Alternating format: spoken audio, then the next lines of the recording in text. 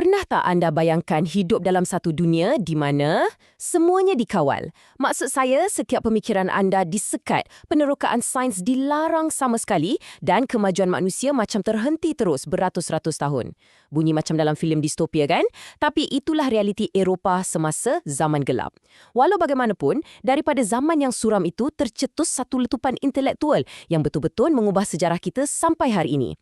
Hari ini dalam penerangan ini, kita akan selami era kebangkitan semula tersebut. Kita nak kenal lebih dekat dengan tokoh-tokoh berwawasan, para saintis, seniman dan jinis politik yang berani memecahkan rantaian dogma ni.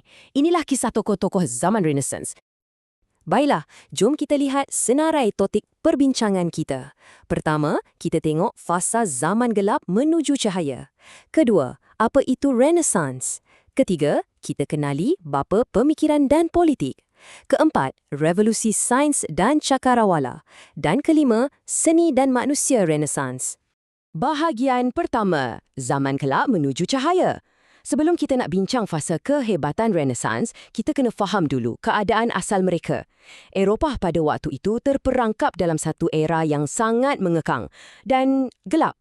Kalau kita telusuri sejarah, sejurus selepas Empayar Rom jatuh pada abad ke-4, Eropah terus menjunam masuk ke zaman pertengahan atau kita panggil zaman gelap.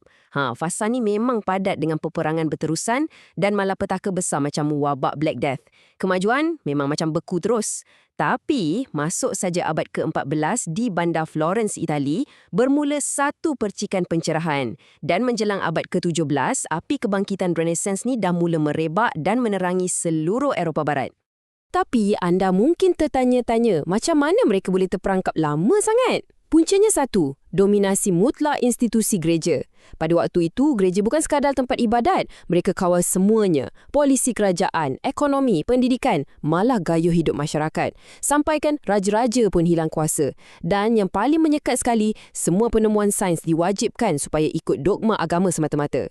Persekitaran yang menindas ini akhirnya buatkan tekanan semakin memuncak dan mencetuskan pemberontakan minda.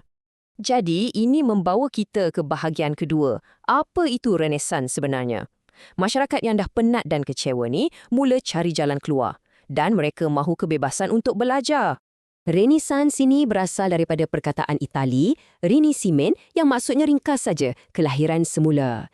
Mereka bukan cipta ilmu yang 100% baharu tau, tapi mereka mula menggali dan mengkaji semula karya-karya agung falsafah dari tamadun klasik Yunani dan Rom. Kenapa Italia jadi tempat permulaan? Sebab bandar-bandar pesat macam Venice, Florence, Genoa, Rome dan Milan ni adalah pusat perdagangan antarabangsa yang sangat kaya raya. Kekayaan inilah yang menyediakan tapak sokongan untuk ledahkan intelek ni. Terdapat 3 asas falsafah yang jadi pemacu era ini. Yang pertama, humanisme. Kalau zaman sebelumnya, ajaran nasib manusia ni 100% bulat-bulat ditentukan takdir, humanisme ubah fokus tu. Falsafah ni tekankan keupayaan kita sebagai manusia yang kita ni boleh berfikir secara logik dan mampu cari penyelesaian masalah sendiri. Ia satu konsep yang sangat memperkasakan individu. Falsafah yang kedua pula ialah empirisme. Yang ni boleh dikatakan tulang belakang sains kita hari ni. Empirisme bagi kebebasan kepada pemikir masa tu untuk tak lagi terikat dengan doktrin agama semata-mata bila mengkaji tentang alam. Mereka bebas memerhati dunia fizikal dengan mata mereka sendiri dan bina pengetahuan berdasarkan realiti dan pemerhatian yang nyata. Dan tiang yang ketiga ialah rasionalisme. Ini adalah tentang membebaskan pemikiran. Orang digalakkan untuk berfikir secara kritis dan persoalkan balik apa saja yang diorang dengar. Gabungan humanism, empirism dan rasionalisme inilah yang jadi kunci utama untuk kumpulan pemikir genius yang kita nak sembang lepas ni. Kita masuk ke bahagian ketiga, bapa pemikiran dan politik. Bila minda manusia dah mula bebas, cara mereka pandang sistem kerajaan dan pendidikan pun berubah sepenuhnya. Jom kenal dengan Francisco Petrarch, tokoh yang kita panggil bapa humanisme. Petrarch ni memang sangat gilakan ilmu, sampaikan dia sanggup bina perpustakaan sendiri yang kumpulkan banyak terjemahan teks Yunani dan Rom purba. Tapi, apa yang menarik, masa beliau baca karya-karya tu, beliau perasan ada pandangan sarjana purba ni yang bercanggah sesama sendiri. Macam mana dia nak tahu mana satu betul?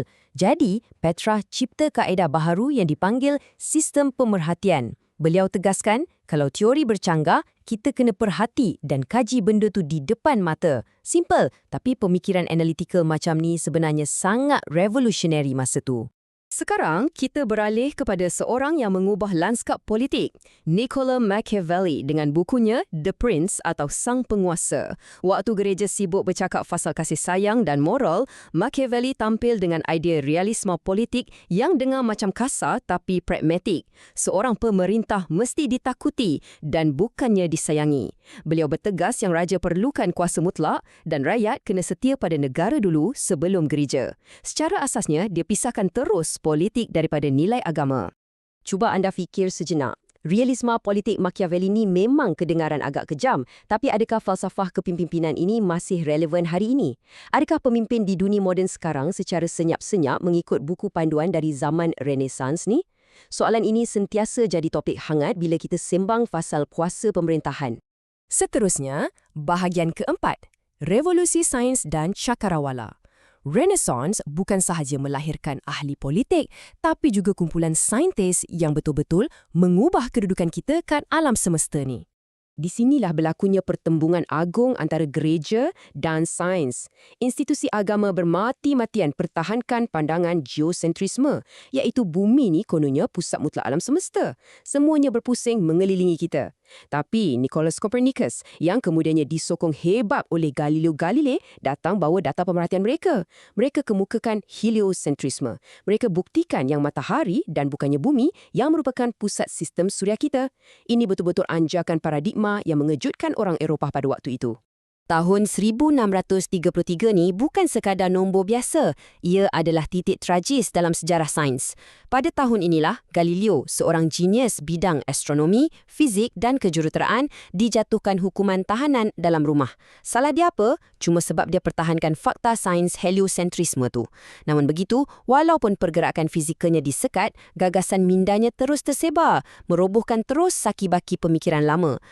Akhir sekali, bahagian kelima, seni dan manusia Renaissance. Revolusi minda ni bukan sekadar meletus dalam bilik darjah atau makmal sains. Ia turut mengubah lanskap seni secara total. Kalau kita cakap pasal rasa ingin tahu tahap infinity, nama yang wajib disebut ialah Leonardo da Vinci. Beliau ni memang lambang ikonik manusia Renaissance yang serba boleh.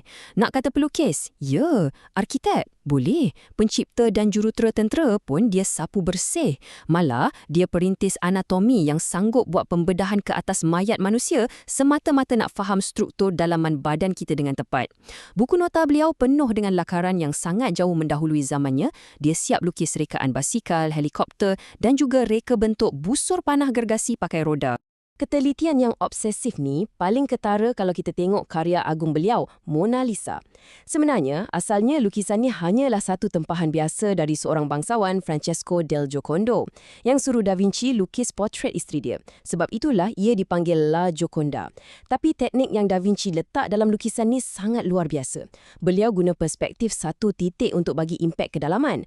Lepas tu dia guna teknik sfumato, iaitu mengaburkan garisan sempadan antara objek supaya nampak lebih lembut dan natural. Ditambah pula dengan lapisan cat glazing yang rumit, terhasillah ekspresi senyuman misteri yang nampak begitu hidup. Senyuman yang masih buat kita kagum sampai sekarang. Sudah tentu, Da Vinci tak berseorangan. Era ni turut menaikkan nama-nama gergasi yang lain. Di bidang muzik, kita ada komposer genius Johann Sebastian Bach. Bidang archer pula diserikan dengan ukiran halus dari Ghiberti. Dan dalam dunia catatan, siapa tak kenal nama-nama gah macam Michelangelo dan Raphael kan? Mereka semua memeluk konsep humanisme tadi, meraihkan bakat dan mempamerkan betapa hebatnya keupayaan manusia menerusi seni. Jadi kalau anda perasan, poin paling penting kat sini ialah tokoh-tokoh Renaissance ni tak sekat diri mereka di bawah satu label kemahiran saja. Mereka berani kaji dan kuasai pelbagai bidang dan secara tak langsung menarik dunia keluar dari zaman gelap ke arah cahaya modernisasi. Sambil kita kagum tengok legasi yang mereka tinggalkan, saya nak tinggalkan anda dengan soalan ni. Dalam dunia kita sekarang yang sangat fokus kepada pengkhususan tajam, adakah kita dah kehilangan semangat ingin tahu macam tokoh-tokoh ni? Atau mungkin dengan ledakan teknologi di hujung jari kita hari ni, kita sebenarnya sedang melangkah masuk ke ambang Renaissance yang baharu? Teruslah persoalkan dunia sekeliling anda dan jangan pernah berhenti mencari ilmu. Terima kasih sebab sertai saya dalam penerangan kali ini. Kita jumpa lagi nanti.